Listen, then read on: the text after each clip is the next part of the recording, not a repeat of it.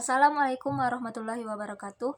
Halo semua, perkenalkan nama saya Amanda Widya Meka dengan NIM 24041070380.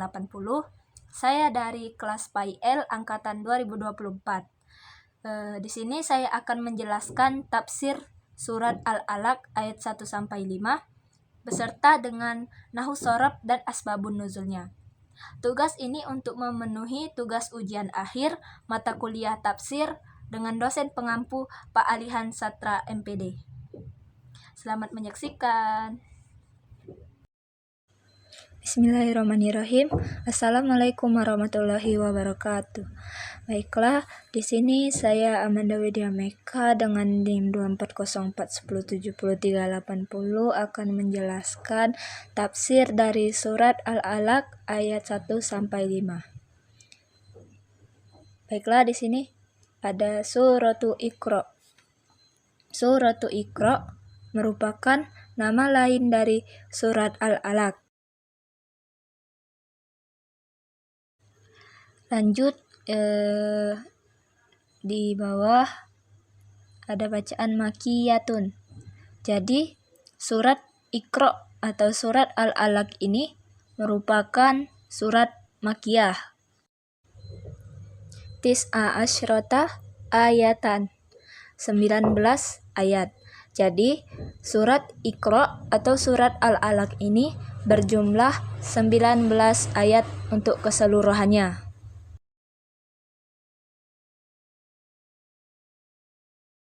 Sodruha maksudnya ayat pertama dari surat Iqra atau awal dari surat Iqra, ila sampai kalimat malam ya'lam.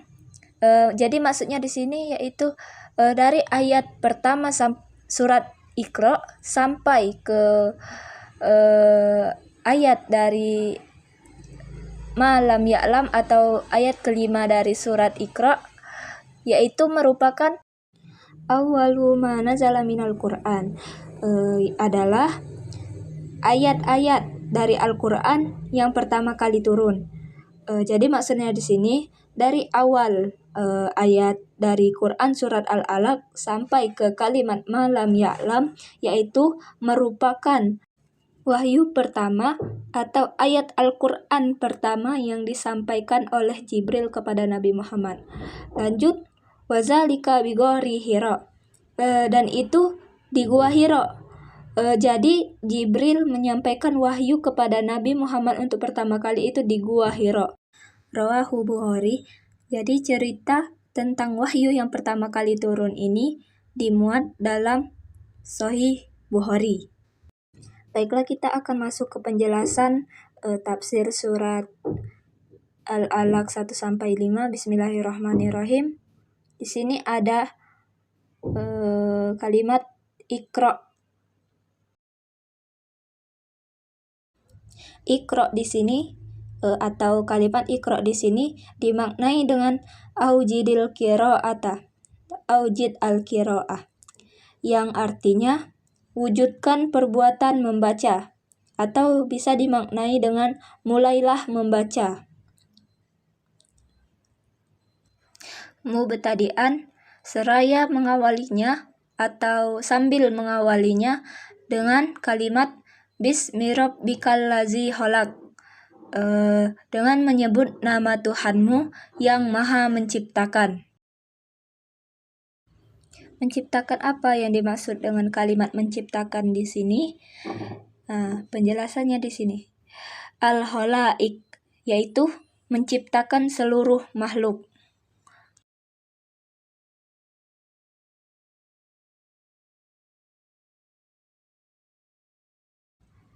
Lanjut ke ayat kedua, yaitu khalaqal insana, menciptakan manusia, al-jinsa atau sejenis manusia, min alaq, yang artinya dari alaq. Nah, apa yang dimaksud dari alaq di sini?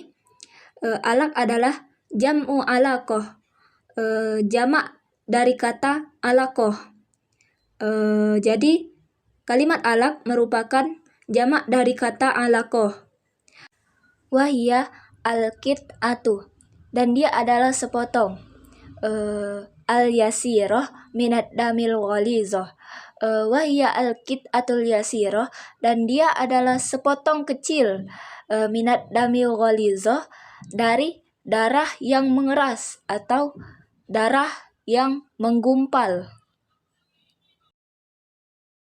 Kita lanjut ke ayat ketiga. Nah, di ayat ketiga diulangi lagi kalimat di ayat pertama, yaitu kalimat Iqra.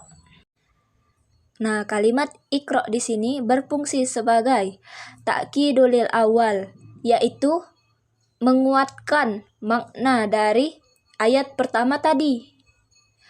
Wa rabbukal akram, dan Tuhan mula yang paling pemurah atau yang paling mulia.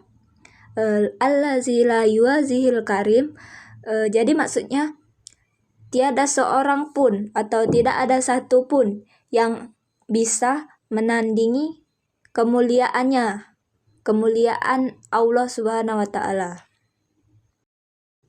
Kemudian potongan ayat wa rabbukal akram adalah halun minad domir fil Iqra. Dia berposisi sebagai hal dari domir dalam kalimat Iqra. Lanjut ke ayat keempat, allazi allama.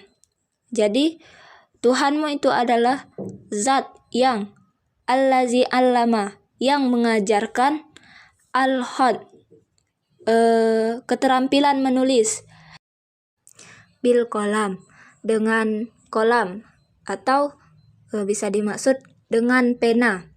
Wa awwalu man khatta bihi Idris alaihi salam.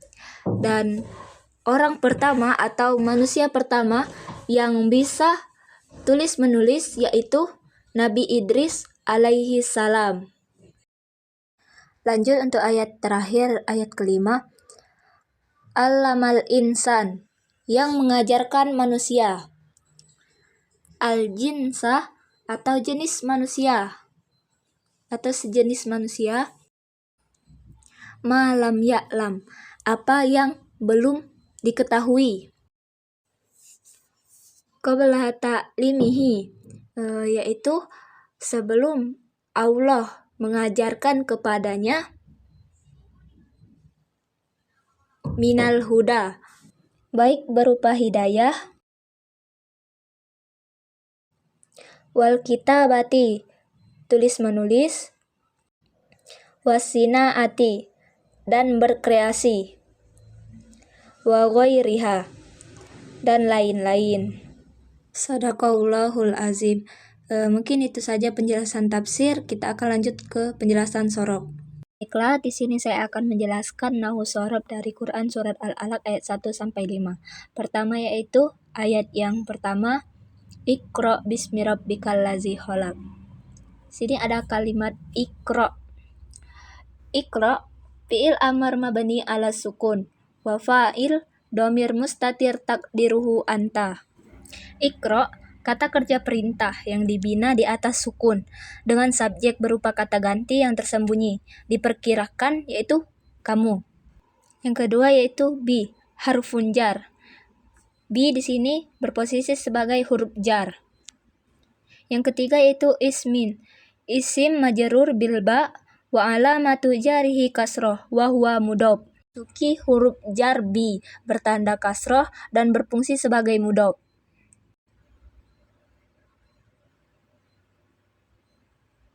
Yang ketiga yaitu rabbi, mudhof ilaih majrurun wa alamatu jarihi kasroh. Mudhof ilaih yang dibaca jar dengan tanda kasroh.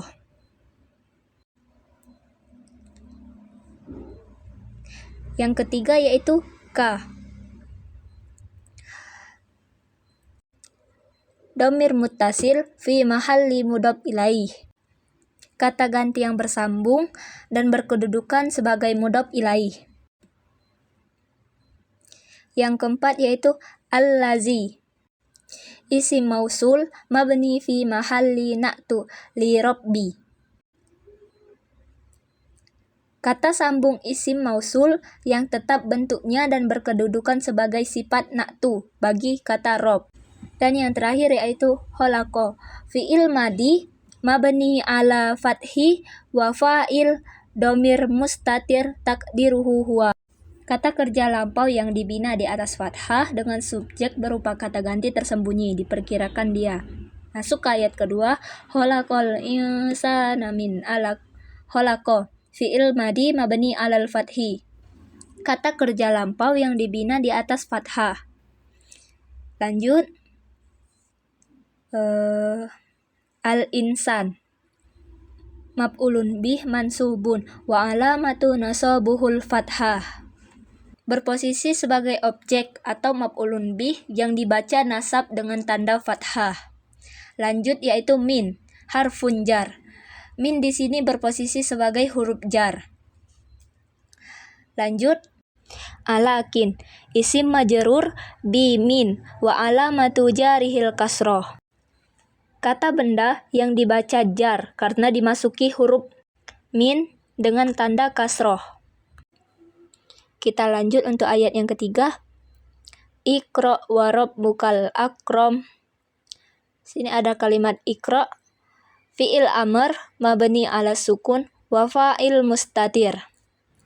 Kata kerja perintah yang dibina di atas sukun dengan subjek tersembunyi. Lanjut, huruf wa harfun atop. Nah, di sini huruf wa di sini berposisi sebagai huruf atop. Lanjut ke kalimat rabbu, mubtada marfu wa alamatu rab'uhul dhammah wa huwa mudhof. Subjek awal kalimat mubtada yang dibaca rafa dengan tanda dhammah dan berfungsi sebagai mudhof. Lanjut ke kalimat ka. Domir muttasil fi mahalli mudhof ilaih. Kata ganti bersambung yang berkedudukan sebagai mudhof ilaih. Dan yang terakhir al-akram, khobar mubtada marfu wa alamatu rab'uhul dhammah. Predikat khobar dari mubtada dibaca rafa dengan tanda dhammah. Lanjut ke ayat keempat, allazi allamal bil qalam. Allazi isim mausul mabni fi mahalli na'tu li rabbi. Isim mausul yang tetap bentuknya dan berkedudukan sebagai sifat na'tu bagi kata rob. Yang kedua, allama, fi'il madi mabni alal fathi. Kata kerja lampau yang dibina di atas fathah. Yang ketiga, bi, harfun jar, berkedudukan huruf jar. Dan yang terakhir, al-qalami. Isim majrur bil ba wa alamatu jarrihil kasroh. Kata benda yang dibaca jar karena dimasuki huruf jar bi dengan tanda kasroh. Masuk ke ayat terakhir yaitu allamal insana ma lam ya'lam. Allama, fi'il madi mabni alal fathi. Kata kerja lampau yang dibina di atas fathah. Kedua, al-insan, maf'ulun bih awwalu mansub wa alamatu nasbihil fathah. Objek pertama maf'ulun bih awal yang dibaca nasab dengan tanda fathah.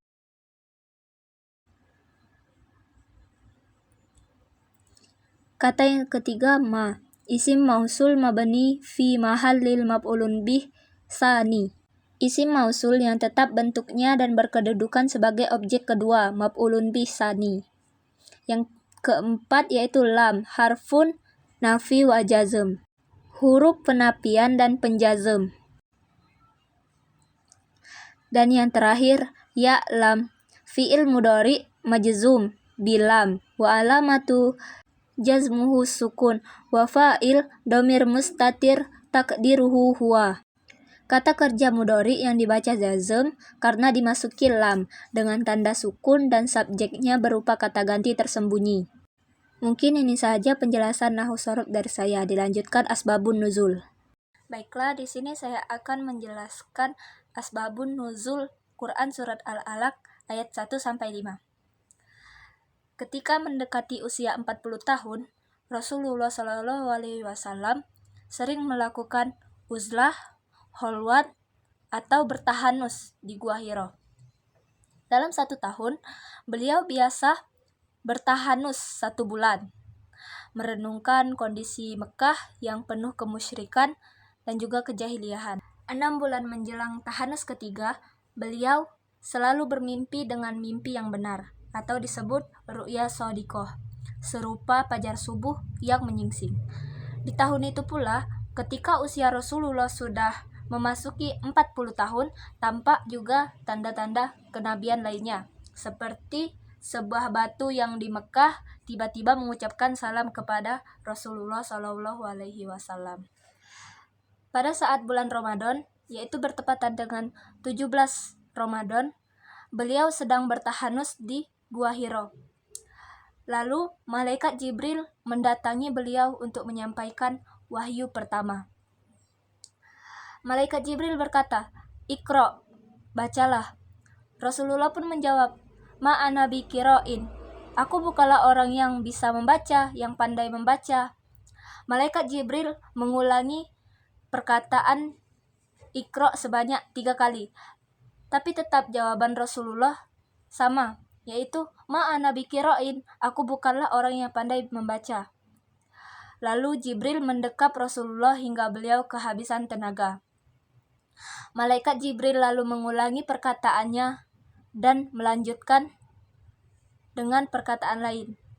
Iqra bismi rabbikal ladzi khalaq, khalaqal insana min 'alaq, Iqra wa rabbukal akram, allazi 'allamal bil qalam, 'allamal insana ma lam ya'lam. Yaitu Quran surat Al-Alaq ayat 1 sampai dengan 5. Dengan turunnya Quran surat Al-Alaq ayat 1 sampai 5 pada tanggal 17 Ramadan, maka sampai sekarang setiap tanggal 17 Ramadan diperingati sebagai hari nuzulul Quran. Dan juga Quran surat Al-Alaq menjadi wahyu pertama yang disampaikan oleh Jibril kepada Rasulullah Shallallahu Alaihi Wasallam. Mungkin ini saja yang dapat saya sampaikan. Lebih dan kurangnya ketika saya menjelaskan tafsir, saya mohon maaf. Kepada Allah saya mohon ampun. Wabillahi taufiq wal hidayah. Wassalamualaikum warahmatullahi wabarakatuh.